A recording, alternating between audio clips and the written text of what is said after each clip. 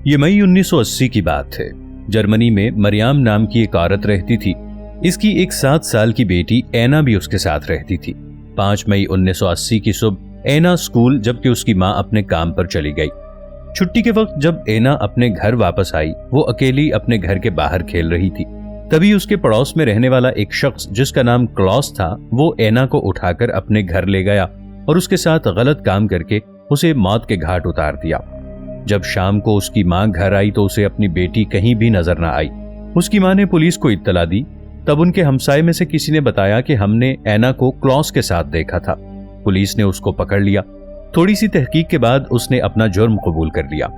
جب اس کو عدالت میں پیش کیا گیا تو 1 سال تک اس پر کارروائی چلی، مگر اس کو کوئی سزا نہ ہوئی، بلکہ اس نے الٹا اینا پر الزام لگا دیا کہ وہ جان بوجھ کر میرے پاس آئی اور تعلق قائم کرنے کا کہا، اور بعد میں مجھے بلیک میل کرنے لگی اور کہنے لگی کہ اگر مجھے پیسہ نہ دیا تو میں یہ سب اپنی ماں کو بتا دوں گی۔ ان باتوں کے بعد عدالت نے کئی روز تک کلاس کو ایسے ہی رکھا اور کوئی سزا نہ دی۔ اینا کی ماں کو اس کے بارے میں پتا چلا تو اسے لگا کہ جج اسے ایسے ہی چھوڑ دے گا، مگر اس وقت جرمنی کے لوگ چاہتے تھے کہ اسے کڑی سزا دی جائے، مگر اس کا فیصلہ تاخیر کا شکار ہی ہوتا جا رہا تھا۔ ایک دن مریان جیل جاتی ہے، وہاں کلاس بھی ہوتا ہے۔ مریان اپنی جیب سے ایک پستول نکالتی ہے اور کلاس کو وہیں پر گولیاں مار کر موت کے گھاٹ اتار دیتی ہے۔ مریان کو فوراً پکڑ لیا جاتا ہے۔ اس وقت جرمنی کے بہت سے لوگ مریان کے لیے سڑکوں پر نکلے تھے۔ وہ چاہتے تھے کہ مریان کو کوئی سزا نہ ہو، مگر جج اس بات کو اگنور نہیں کرنا چاہتا تھا۔ جج نے مریان کو 6 سال قید کی سزا سنائی، مگر مریان 3 سال بعد جیل سے رہا ہو جاتی ہے۔ اس نے ایک نئی زندگی کی شروعات کی، مگر وہ جب بھی کسی چھوٹے بچے کو دیکھتی تو اسے اپنی بیٹی کا خیال آتا۔ اس عورت کا نام ایلسے کوچ ہے۔ دوسری جنگ عظیم کی سب سے خطرناک ترین عورتوں میں سے اس کا شمار ہوتا ہے۔ یہ 22 ستمبر 1906 کو جرمنی کے ایک شہر ڈریسڈن میں پیدا ہوئی تھی۔ اس عورت کے پاس ویسے تو جرمنی گورنمنٹ کی طرف سے کوئی خاص سرکاری عہدہ نہیں تھا، مگر اس کا شوہر آٹو کوچ اس جگہ کا ہیڈ تھا جہاں پر قیدیوں کو رکھا جاتا تھا۔ یہ ہر روز قید خانے جاتی اور وہاں سے ایسے قیدیوں کو تلاش کرتی جن کے جسم پر ٹیٹو ہوتا تھا۔ اگر وہ کسی قیدی کے جسم پر ٹیٹو دیکھتی تو اسے قتل کروا دیتی تھی۔ وہ قیدیوں کے ٹیٹو والے تمام اعضاء کٹوا دیتی اور ان سے سجاوٹی سامان بنایا کرتی تھی۔ اس عورت نے اپنے شوہر کے اونچے عہدے کا خوب فائدہ اٹھا کر بہت سے قیدیوں کو قتل کروا دیا تھا۔ یہ سامان جو آپ کو نظر آ رہا ہے، یہ سارا سامان ایلسے کوچ نے قیدیوں کے خاص اعضاء سے ہی بنایا ہے۔ جب جنگ عظیم ختم ہوئی تو ایلسے کو پکڑ لیا گیا اور اسے عمر قید کی سزا سنائی گئی۔ بعد میں اس نے جیل میں ہی خودکشی کر لی۔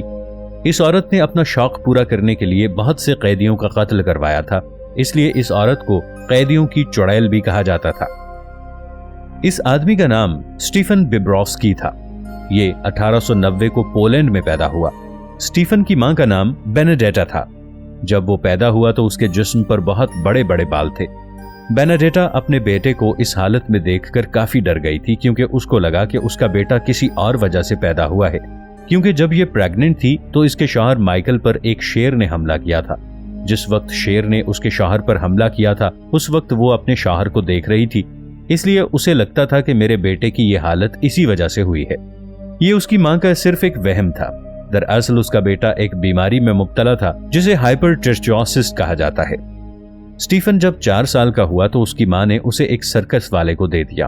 وہ سب بچوں سے الگ نظر آتا تھا، اس لیے سرکس والے نے سرکس میں اس کا تعارف کروایا اور کچھ ہی وقت میں وہ کافی مشہور ہو گیا۔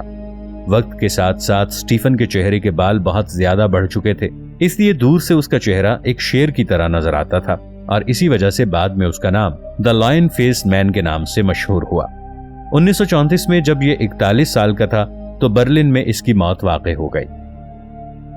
دوستو، یہ 20 جون 1941 کی بات ہے۔ تب دوسری جنگ عظیم جاری تھی۔ سوویت یونین کے کچھ آرکیالوجسٹ نے تیمور لنگ کی قبر کا سراغ لگا لیا۔ یہ 14ویں صدی کا ایک بہت ظالم حکمران تھا۔ یہ خود کو چنگیز خان کا وارث مانتا تھا۔ اس کے دور حکومت میں 17 ملین لوگوں نے اپنی جانیں گنوا دی تھیں۔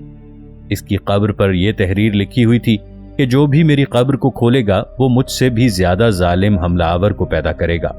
یہ آرکیالوجسٹ اس تحریر کو ایک توہم پرستی سمجھتے ہوئے اس بات کو اگنور کر دیتے ہیں اور قبر کو کھول دیتے ہیں۔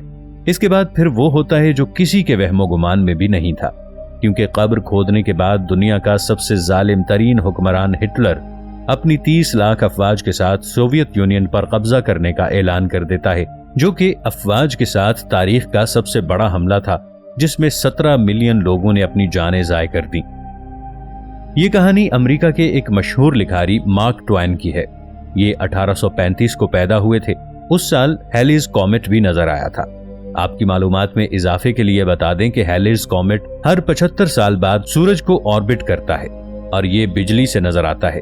1909 میں مارک نے ایک انٹرویو کے دوران کہا تھا کہ وہ 1835 میں ہیلیز کومیٹ کے ساتھ آئے تھے اور اگلے سال ہیلیز کومیٹ پھر سے آ رہا ہے اور وہ اسی کے ساتھ چلے جائیں گے۔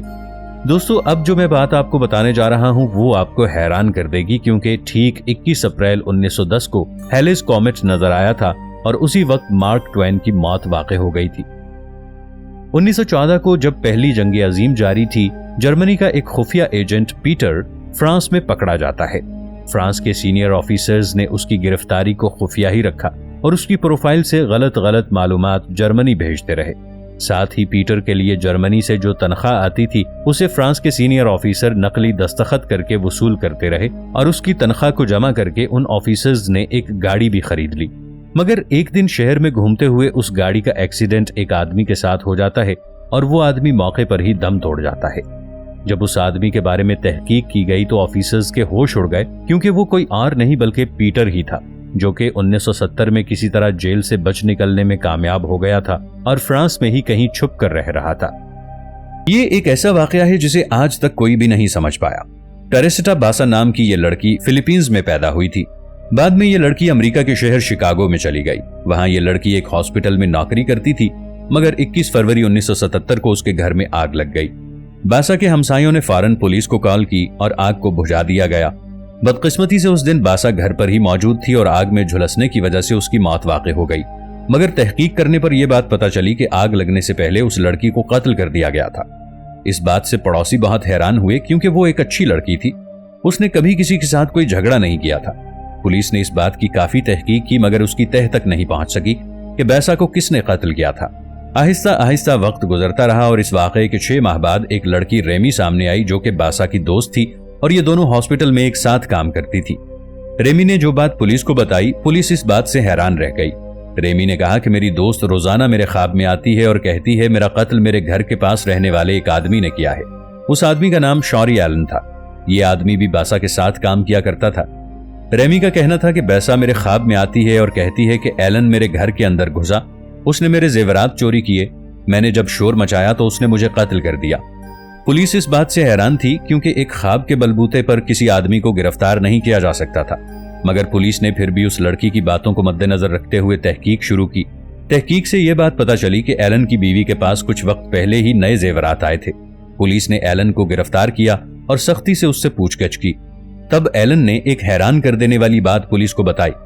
اس نے کہا کہ 21 فروری 1977 کو باسا کا ٹی وی خراب ہو گیا تھا، اس لیے میں اس کے گھر گیا تھا۔ جب میں ٹی وی ٹھیک کر رہا تھا تو مجھے اس کے زیورات نظر آئے۔ میں نے وہ زیورات چوری کر لیے، مگر اس کو اس بات کا پتہ چل گیا تھا اور ہمارے درمیان جھگڑا ہو گیا، تو میں نے اسے قتل کرنے کے بعد اس کے گھر میں آگ لگا دی تاکہ لوگوں کو یہ لگے کہ گھر میں آگ لگنے کی وجہ سے یہ لڑکی جل کر مر گئی ہے۔ ایلن کو جیل بھیج دیا گیا، مگر اس واقعے نے پورے امریکہ میں تہلکہ مچا دیا کہ پولیس جس کیس کو حل نہیں کر پائی تھی، ایک خواب نے اسے حل کر دیا ہے۔ کئی لوگوں کا کہنا تھا کہ ریمی جھوٹ بول رہی تھی، اسے قتل کا پتہ تھا اور اس نے خواب کا محض بہانہ بنایا تھا۔